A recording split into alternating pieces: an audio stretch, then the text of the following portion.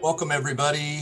We'll go ahead and get started. Thanks for joining us today. Welcome to the Cannabis Chamber of Commerce's virtual webinar series. Today, we'll be covering how to build a successful flower brand in the industry. We're very lucky to have Claybourne's Nick Ortega with us. Before we get into talking with Nick, just take care of some administration business, I guess you could say. Our sponsor today, just wanted to make note, really thankful to Pacific Valley Bank. If you're in the industry, they've got a history of working in the agricultural business, and that's really evolved into, the cannabis industry and then being able to offer financial services to operators in the industry. So be sure to check them out. Very thankful to have them on board today. Also, just to kind of kick things off and get a gauge of what we're looking at today. Let's start off with a little poll.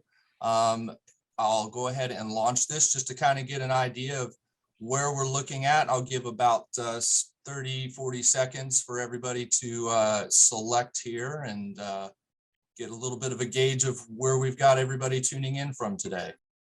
These results are very skewed. Almost there, a few more seconds.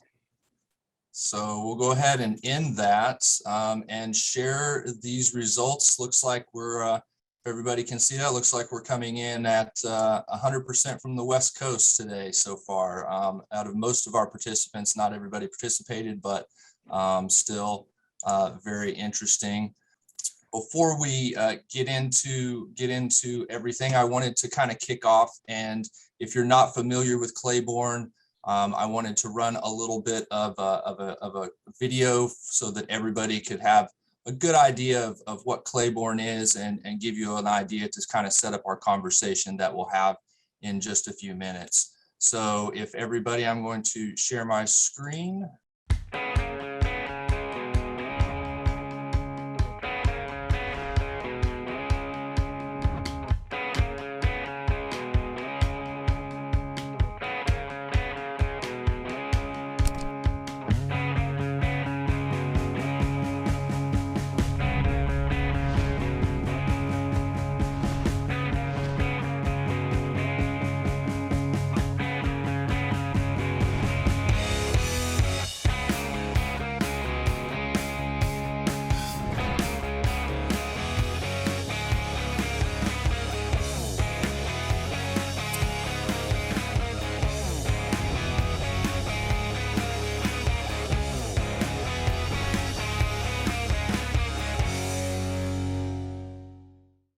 So that gives us a little bit of an introduction into Claybourne, who they are, what they do, but there's really no better person to speak for them than Mr. Nick Ortega himself. Thank you for talking with us today. Absolutely, my pleasure. Awesome. So I think, for a lot of people, it might be good to just kind of start off. You've really built your brand into something really special. But give people a little bit of backstory. How did you originally get into cannabis? What were you doing before? How did you get into cannabis and get to this?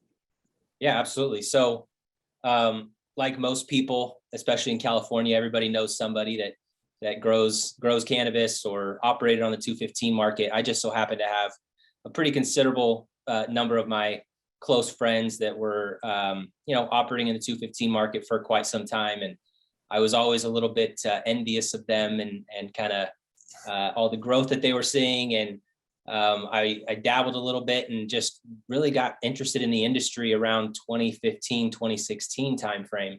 They looked like they were having such a good time, every day was a new day for them. And of course they seemed to be rolling in the dough every day. And it was an interesting time, as most people that were operating in the 215 market during that time, getting ready for legalization. And as 2018 rolled around, seeing what everybody was going to do with their oftentimes thriving businesses. And it just so happened that many of my close friends that were operating in the 215 market, as 2018 approached, they just were clearly not going to make the jump into the recreational market. No matter how often I tried and how many people I tried to convince that, let's go get some licenses and let's get this thing going. And you're obviously clearly very talented individuals. Let's go get licensed and let's see if we can build a brand and take your talents to the next level. But I guess I wasn't a very good salesman at that time, and nobody wanted to make the jump. So I ended up just having to get a couple other folks, my good friend Brent and Jonathan, my childhood friends that co-founded the business with me back in 2017. And we just dove in head first and went for it. I think that's always a lot of people's dream scenario, to be able to start a business with your friends that you've had forever, that are lifelong friends. That's a business relationship you're very familiar with, whether or not you're going to get along or not, for sure. Oh, absolutely. Absolutely. Yeah. It's like being married to your friends, basically, Indeed, you legal documents and everything, just Pretty like much. a marriage. What led you to, once you made that decision, what led you to go into the sector of cultivation and flower in particular? Yeah, that's an interesting one. So we knew we wanted to build a brand. We weren't retail people, nor did we think that retail was going to be the way to go back then, just because in our minds, retail, it's hard to scale retail. It's continuously capital intensive to scale retail. Let's put it that way. When you're building a brand and you're starting with products that you're selling to retailers, in our mind, it was kind of infinitely scalable, if you will. It's obviously very capital intensive to start a cultivation business and a flower-based brand. But it's kind of a one-time big spend, and then you're kind of scaling the business from there. And as retailers open up throughout the state, we grow our top line revenue, so on and so forth. Now, maybe even more importantly, right? One of my two good friends that I started the business with, Brent, his experience was in large scale agriculture for his entire career. He's a plant breeder by trade and education, spent 8 years in school, becoming a plant breeder, and ran some very large scale greenhouses in the ornamental plant world. So, it's just one of those things, you know people that can be successful at certain things. And Brent had grown cannabis on a smaller scale, certainly smaller scale than what he was doing with ornamental plants, but I knew deep down that he had a skill set to really thrive, given all of our other friends that were in the, on the 215 side that really had no trained agricultural experience, yet they were also very successful. So, whether we were going to do vape cartridges or edibles or what have you, the flower space just was a natural progression for the team that we had put together. Yeah, it sounds like things were really kind of falling into place with the expertise and what everybody brought to the table. But as you're preparing to make that, first step and form the business and everything, what steps did you take, or would you recommend that people take to prepare for that big step? Yeah, that's a big one. So, before I got into cannabis, I was what they call the global product manager. So I worked for a company and I was responsible for growing brands basically throughout the world in terms of their operations and their new product development teams and marketing teams and sales teams.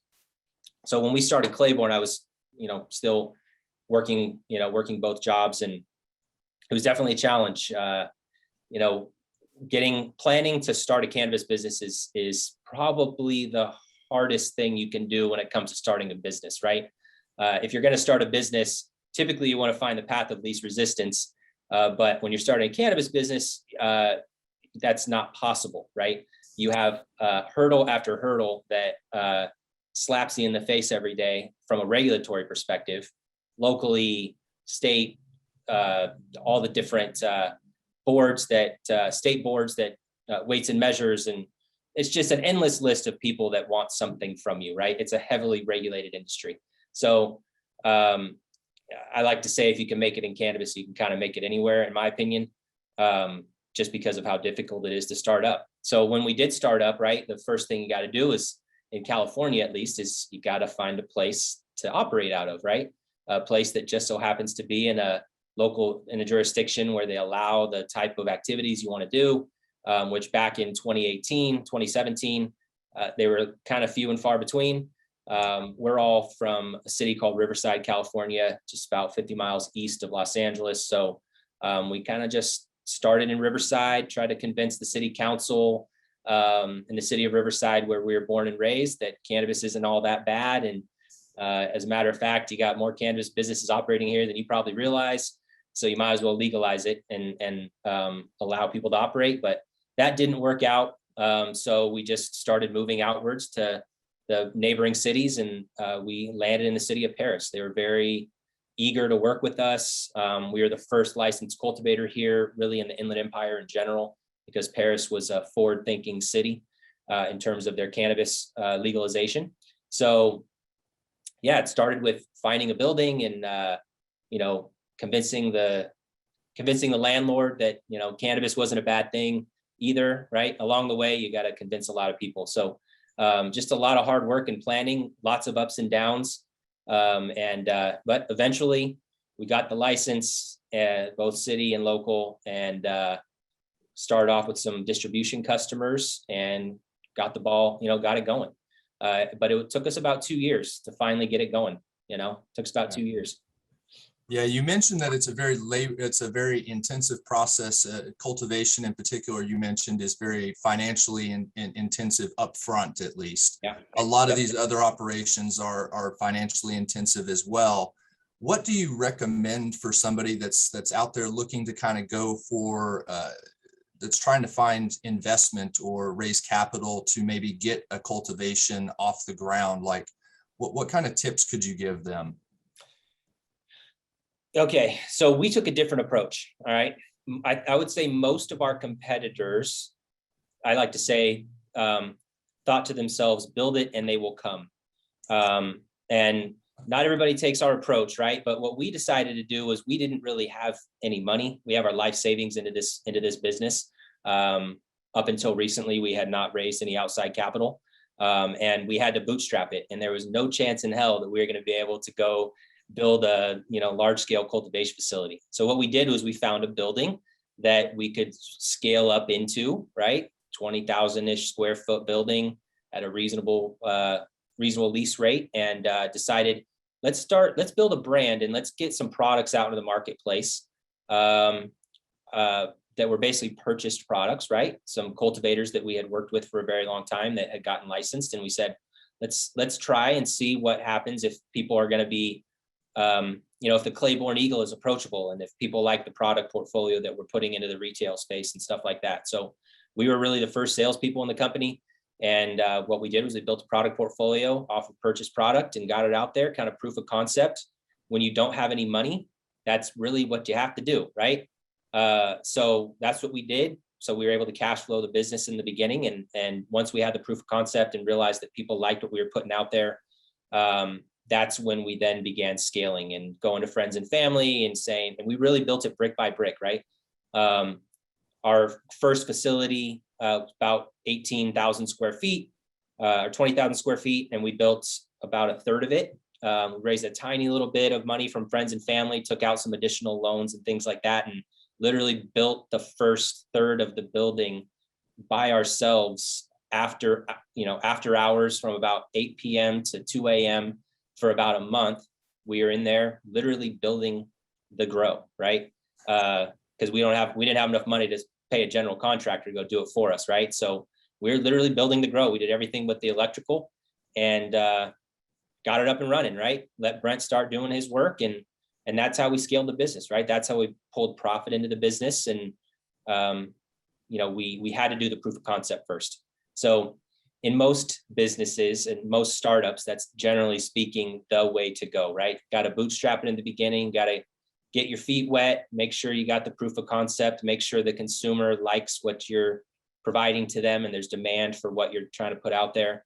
Then it makes it a lot easier to go out and, friends and family, and then you go get some loans and so on and so forth, and you scale from there. That's what I'd recommend for anything. Cannabis is just a little bit harder, especially when you're talking about cultivation, because the amount of money that you're investing is quite large. Indeed, I think it definitely speaks to the history of cannabis culture in general. The word hustle has been around a long time, and even in this modern, evolving industry, you still have to be able to hustle and bootstrap and do your own sales and be multifaceted in what you're willing to throw your hands in and get them dirty at doing.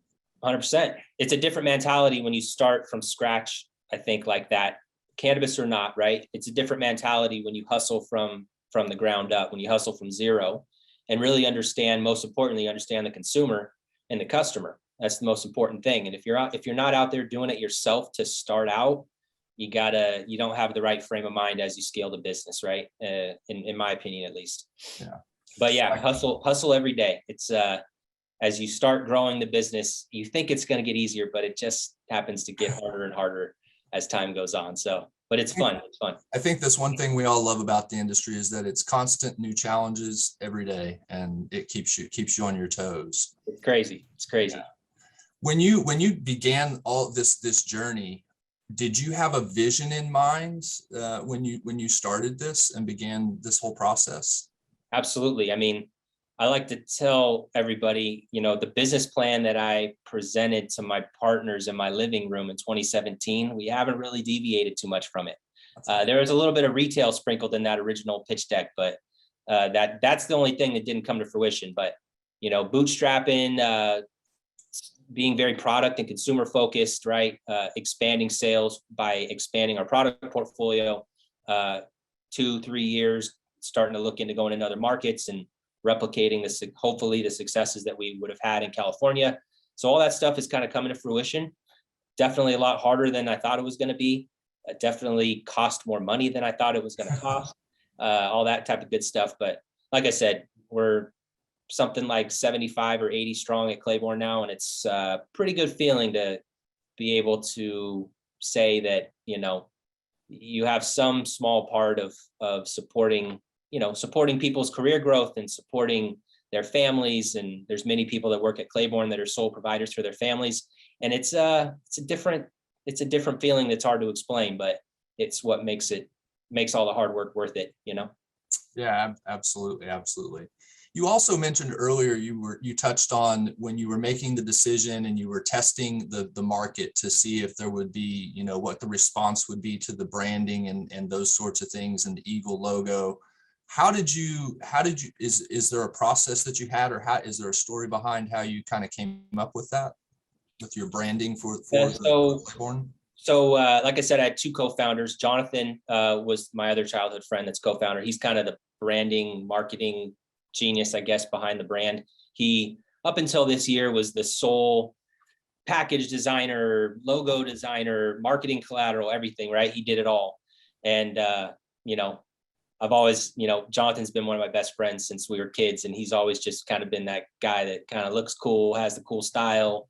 And, that's what he did with Claybourne. So the funny thing about the name Claybourne, though, is that my other good friend Sam, his middle name is Claybourne. And about the time we were starting the company, I was having my first kid, and I wanted to name my first kid Claybourne because Sam was a good friend of mine, and it's a cool name. It's a nice, strong, I guess American name, right?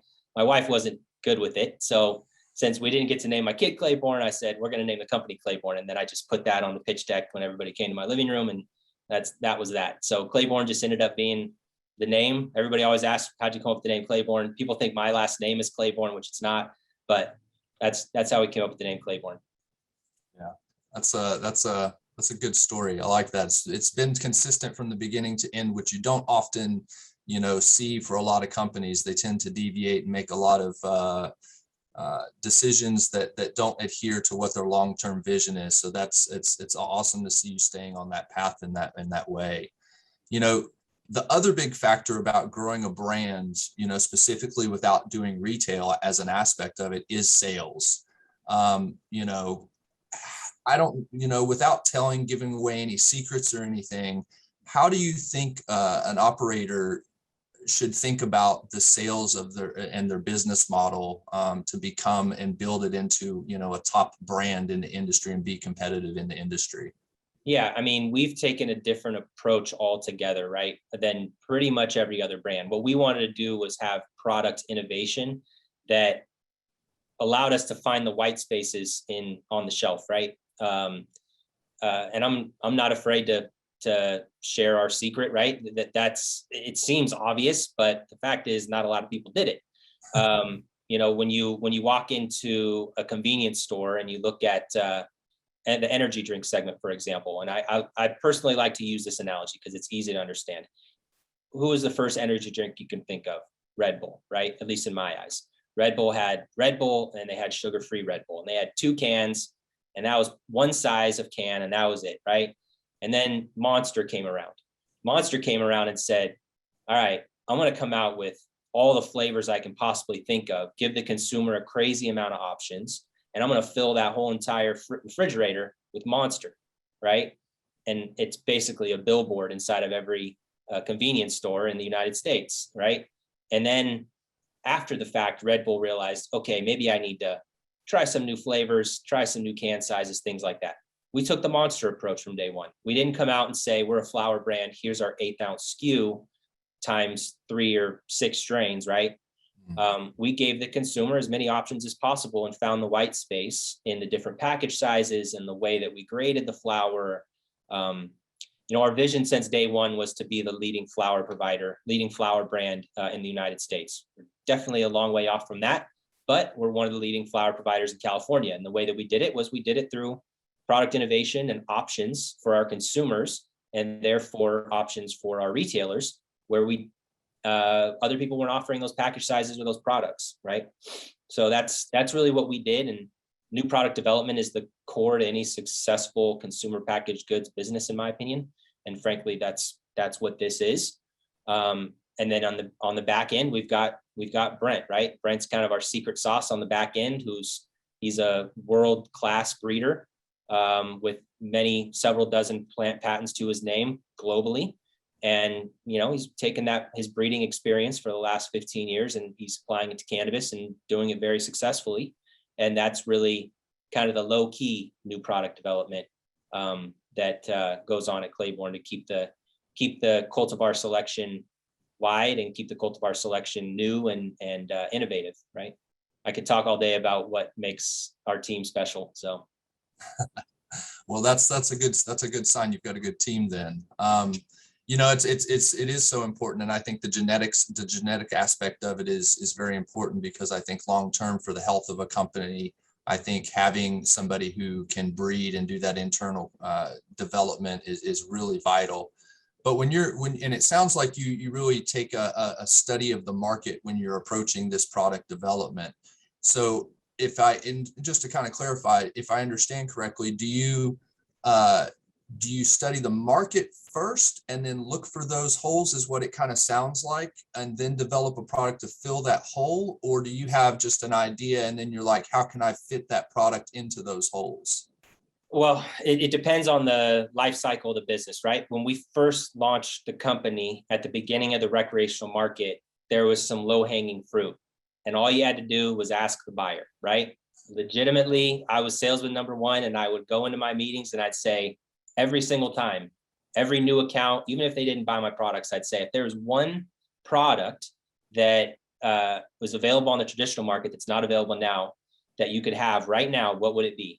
And that's how the portfolio evolved. So it's very market focused, to answer your question, right? In the beginning, it's very market focused. Let's just find a low-hanging fruit. The buyer can't find this product. Can I provide it to them, right? The Claybourne Power Pack was one of those innovations, right? We didn't come up with the Power Pack. One of our multiple buyers of ours came up with the Power Pack, and then we just executed on it, right? But that's the core of product innovation, especially in a new market.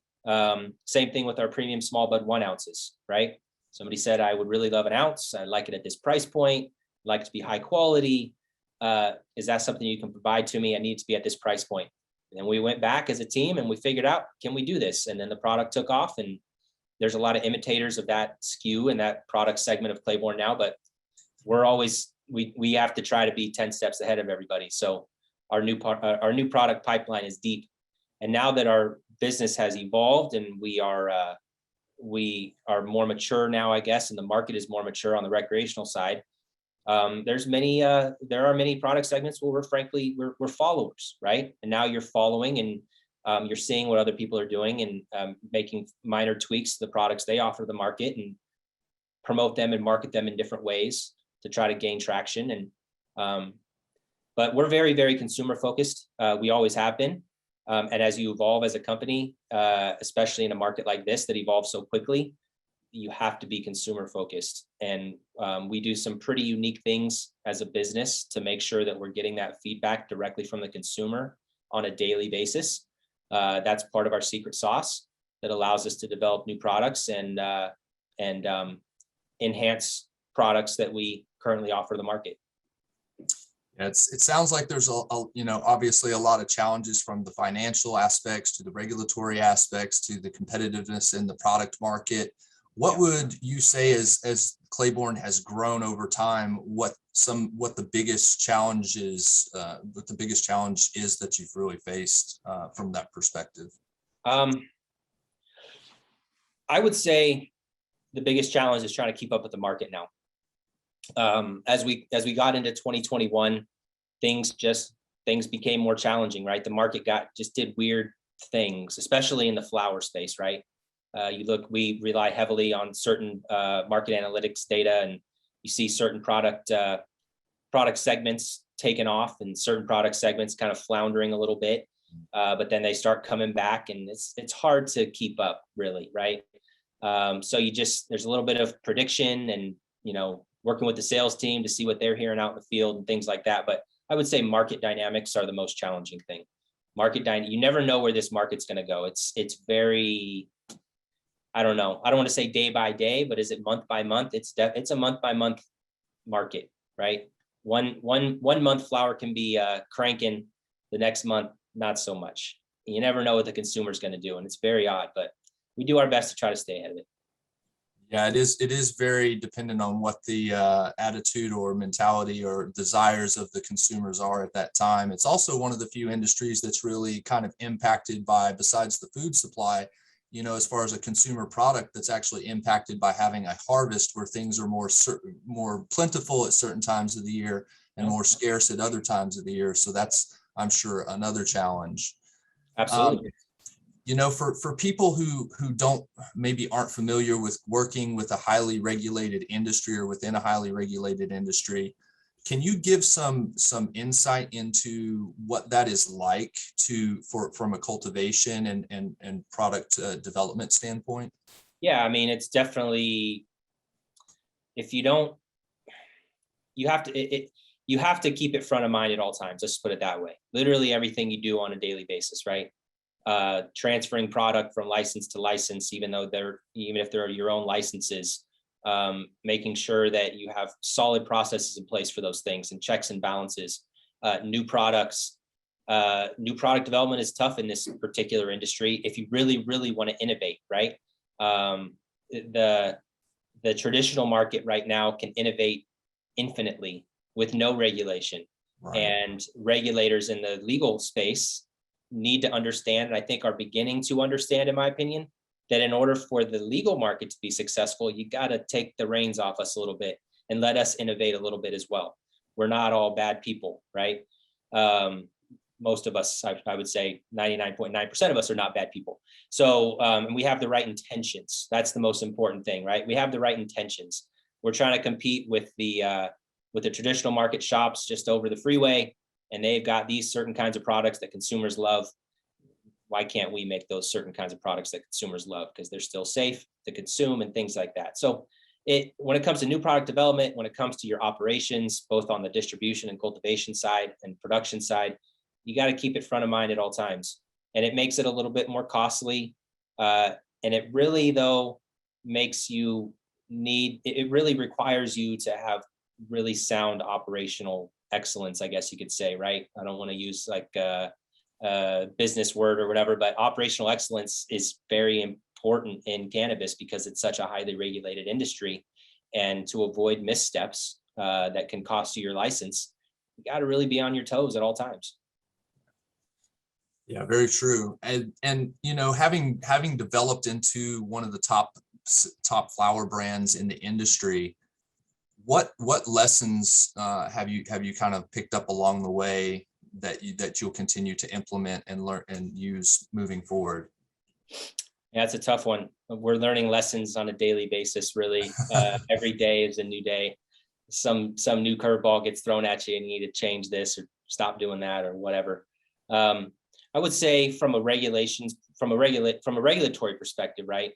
It's making sure that you're always operating with the best intentions, right? And being open and honest with now the DCC, previously the BCC, or CDPH or CDFA, and but now just being open and forthcoming with the DCC, and generally speaking, my experience has been that they are here to help as well. So from a regulatory perspective, it's that, right? Working with them, being open with them when you have issues or you make a mistake in metric and things like that. Yeah, I would say that's one of the bigger things, I would say. Now, in terms of trying, the other thing I would say is from like a sales and marketing perspective, you can only do so much predicting. Like I mentioned a minute ago, you can try to think you're going to know what's going to happen out there and what consumers' tastes are going to be in Q1 or Q3 or Q4, or how hot the summer market's going to be this year and all that stuff. But generally speaking, it's going to probably do what you think it's not going to do. So kind of deviating just a little bit and talking more broadly about the industry for a second, specifically focusing on cultivation. There's a lot of talk about trying to find ways for legacy growers that are small time to operate in the industry. And as a relatively dominant brand in the industry, how do you see small cultivators kind of fitting into what is sort of, I think your company, Claybourne, I think is one of the few, is an exception to this rule, but there's a lot of concern about corporate, influence coming into the industry as well. And I guess it's kind of a two-part question. So first part is kind of how could those small cultivators find a home in that world, in this evolving world in the industry? And could the new cultivar law be enough to help those kind of small boutique brands that don't have a lot of, money, they don't have a lot of, operationally, they're not very big? Do you think that's enough to help them stand out on the shelf space based on your experience? I think it helps for sure. The answer to the first part of the question, though, I believe is really the industry is evolving both on the production side and on the retail side.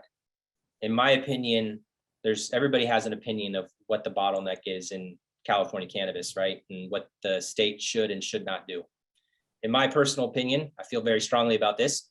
The state just needs to open up more retailers, right? Retailers don't want the state to open up more retailers, but everybody else does. The producers do, the consumers do. There's not enough access to recreational cannabis in California. And that solves a lot of problems, right? Whatever the number is right now, 800 retailers or whatever anybody thinks the number is, right? 800 active retailers. There should be thousands by now, and there's not. And that is what affects the small boutique cultivators from being able to be successful, in my opinion, in large part. From the retail perspective, as it's evolving, right? The growth of new retail stores opening is not what I think most people would expect or had anticipated. And as retailers consolidate, that's the challenge that the small boutique cultivators have. There's always going to be the mom and pop retailers that have figured out a way to be profitable and cash flow their business. Maybe they have 1 or 2 or 3, locations, and they're happy with that, and they have a nice business, right?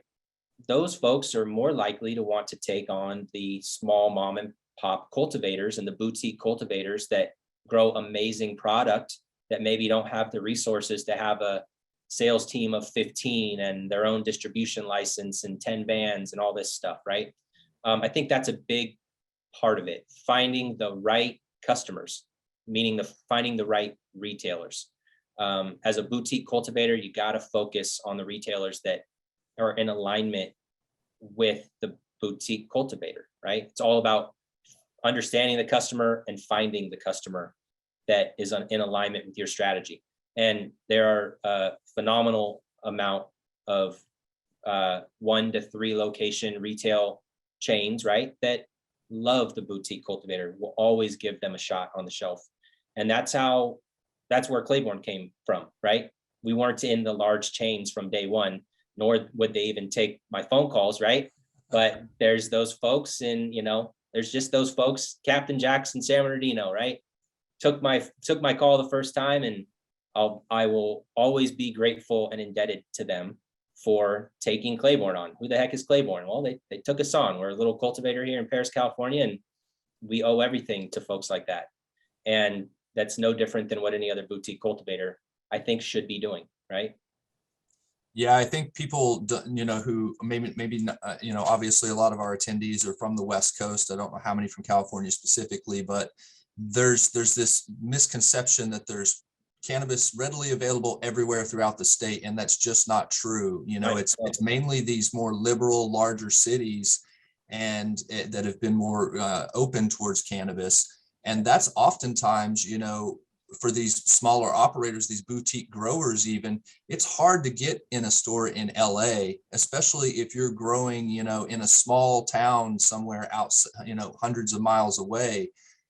It's very difficult to make that connection. And I think you said if there was more of a propensity to open up those stores in those other areas that are less willing to do it at the local level, it would give those operators perhaps quite a bit more opportunity to find a home in the market. Absolutely. Yeah.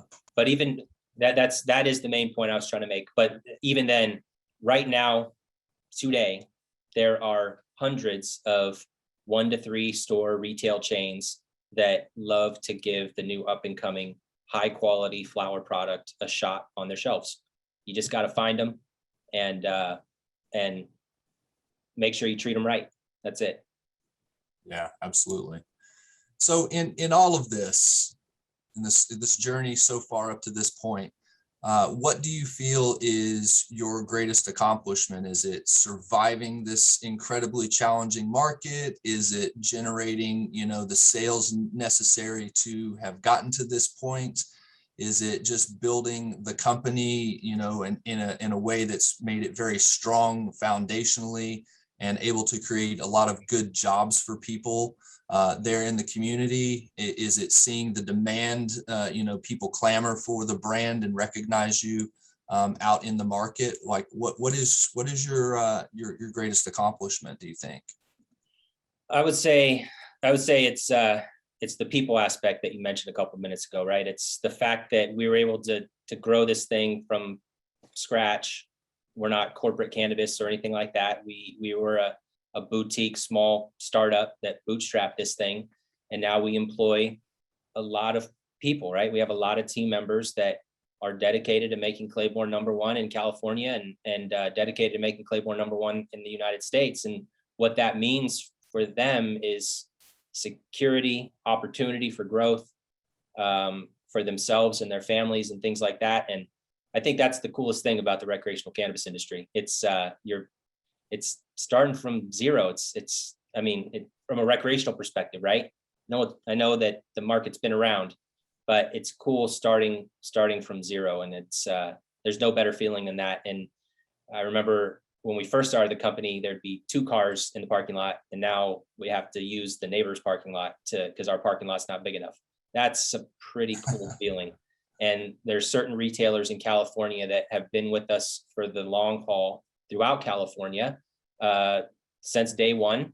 And if there's a secret sauce that I could recommend to anybody, it just goes back to really having a solid relationship with your consumer and your customer, the customer being a retailer, right? That is the most important thing, because you'd be surprised how far a relationship can go. You'd also be surprised how quickly a relationship can go if you don't do the right thing, So I would say our greatest accomplishment is just growing the business is great, right? But seeing the effects of growing the business, that's really what makes it special, right? And how that affects the people in the community around us.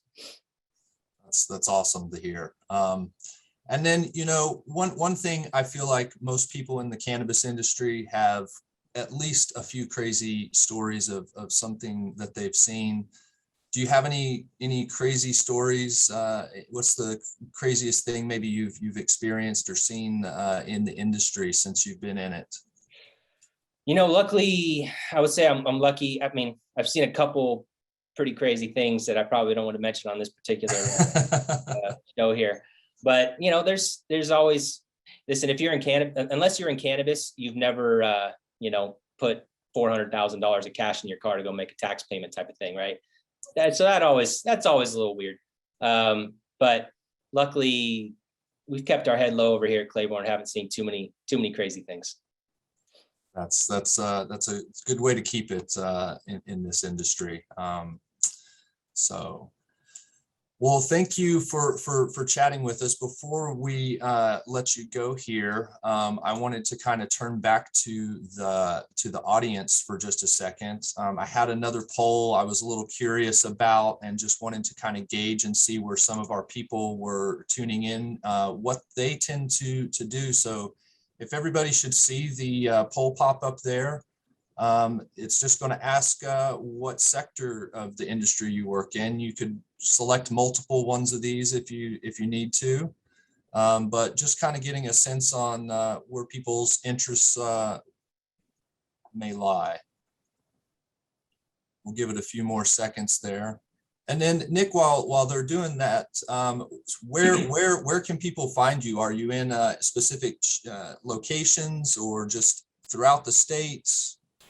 Yeah, throughout California. We're actively in 350 or so retailers throughout the state, and most of the larger delivery services.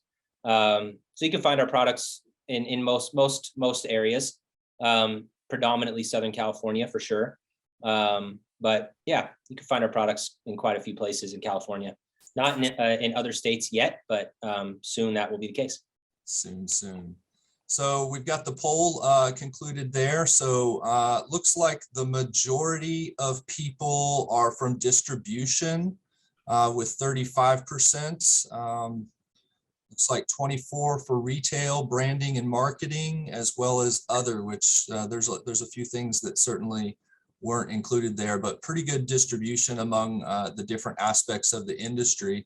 And then since we've been talking about products and product types, another little fun question, just kind of curious as to what the audience likes as far as product choice. So what's your favorite type of product?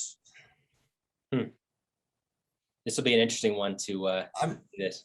I'm always partial to the flower. I have to admit, it's the genesis of what everything else is created from, and it's the most important aspect, if you ask me. But I'm partial. You're our favorite type of consumer.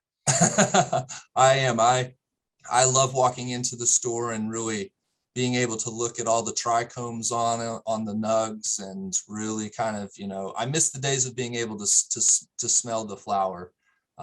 It's part of that process, and smelling all the terpenes coming off of it. It's really awesome. Yeah, that's tough. That's made the flower market a little tough. That in and of itself, right? What's the first thing you do when you open a jar? You smell it.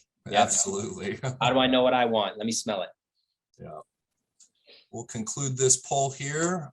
Looks like the flower is the runaway winner here at 60%. So a strong crowd for Claybourne looks like here today. Claybourne consumers potentially.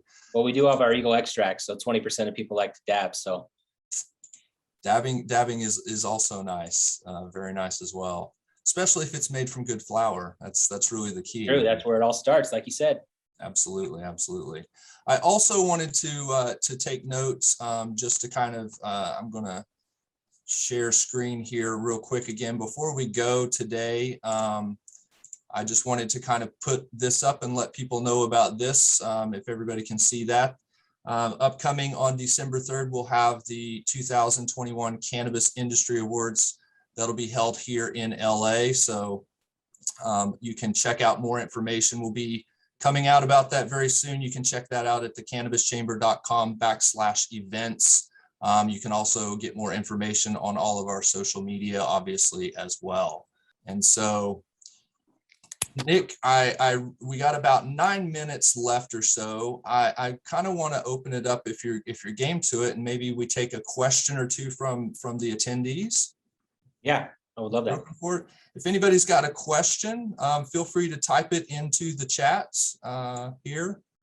Do you allow tours of your facility in Riverside?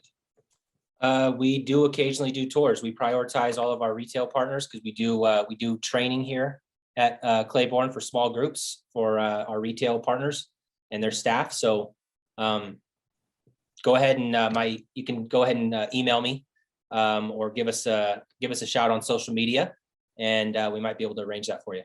Perfect. What do you all do for do you do a lot for education of the public and things like that? Do you ever, go out and bring those kind of individuals in to educate on the industry? Mostly that pretty much resides around public officials and things like that. Other cities that are trying to decide, council members are trying to decide if they want to bring cannabis into their cities and things like that. But public education is something that I think is very important. We just haven't done it. That's a little tough, I think our retail partners, generally speaking, do that. But if anybody has any opportunities, we would love to do it. We primarily focus on educating our retail partners and their staff members, their salespeople and things on flower and the art of cultivation and what makes flower good and things like that. I love going to visit the cultivation. Another question here is, what was the moment when you realized your brand was actually taking off? I would say if anybody's in the industry from a brand or retail perspective, you know what the Hall of Flowers is. We went to our first Hall of Flowers and started showcasing some new products there and things like that. And we had some innovation there that people hadn't seen before. And we started selling out of those products like the power packs and things like that pretty quickly. And but I would say that there was a time when I was at the grocery store with my family, and I was wearing a Claybourne shirt, and the manager came up and kind of pulled me aside, and he was like, "Hey man, so you know what Claybourne is? I love Claybourne." And I was like, "Yeah, I know what Claybourne is.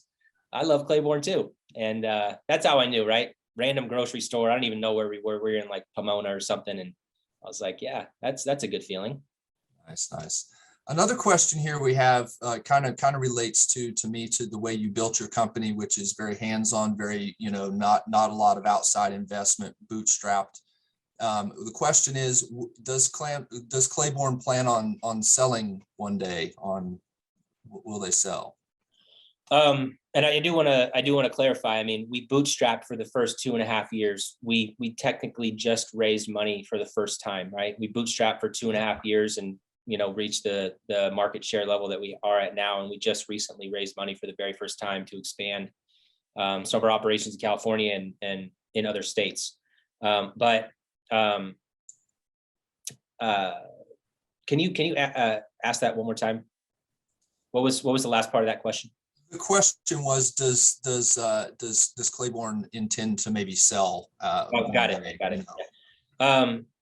It's not in the plans right now. We're having a really good time. Obviously, we want to grow the value of the business, and our goal is to just get Claybourne in as many hands as possible throughout the United States. That's our goal, and with that comes the growth of our people and naturally the growth of our company. And if we're doing a good job, then maybe one day somebody will want to do that. But it's not in the cards right now, nor will it be for quite some time.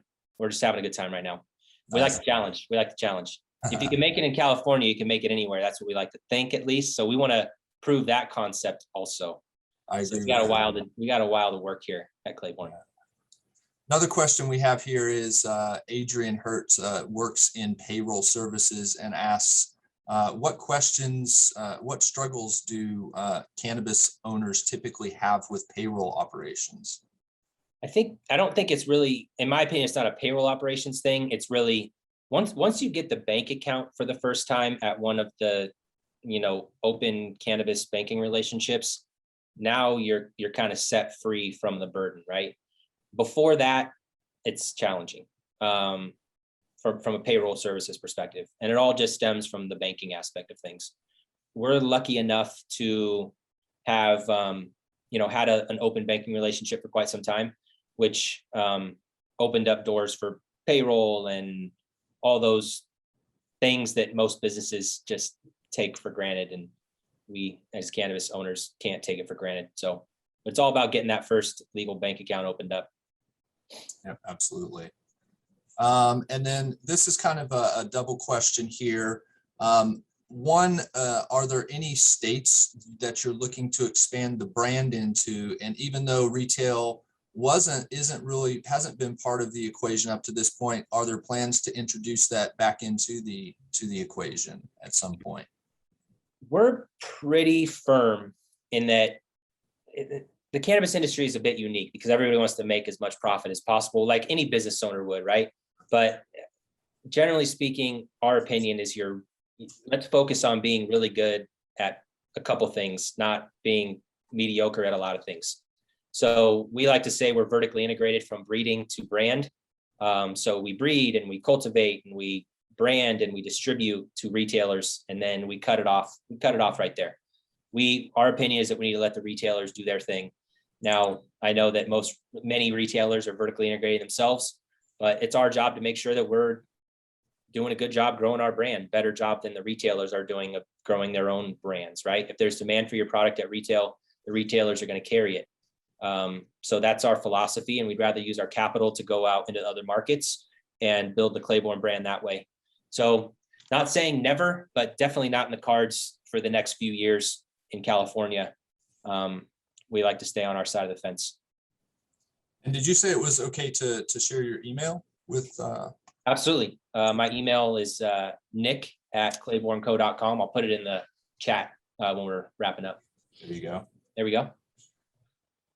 And then looks like we got time for maybe one more here. Last question. What is the most successful marketing asset Claybourne has deployed? Ooh, that's a tough one. That's a tough one. You know what? I love the campaign that our marketing team is doing right now. So we launched our Eagle extracts about a month and a half ago, about 6 weeks ago. And what our marketing team came up with was, Claybourne offers a ton of products, flower-based products, and now we're getting into concentrates. So what we realized in some of our consumer feedback was that customers were already using our products and using them with concentrates and making their own creations, right? We like to say they're making their own creations, whether they be cross joints or crazy blunts or whatever, right? So what we did was we went to our team of 80 or so people at Claybourne, and we split them all up into 8 different teams and said, all right, come up with your best creation. So right now what we're doing is we're running this marketing campaign on social media and via our emails, showing the creations that our team came up with, right? And there's just really cool things that they made, right? One of our inventory manager made a swan out of 3 flyers, our pre-roll products, and an 1/8 of the Judge, and glued it all together with our Eagle extract butter. And it was a smokable origami swan made out of cannabis. It was crazy, right? I had no idea she had that skill set. So I would say that's the coolest. If you want to call that a marketing asset, I would say that's the coolest marketing asset in my opinion. So you can see that on social media.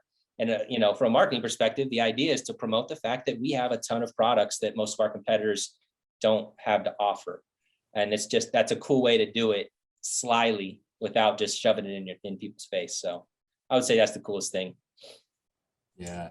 No, that's awesome. It really lets people take a peek behind the curtain, so to speak, as well. And that's not having been in the manufacturing aspect and product development in a long time.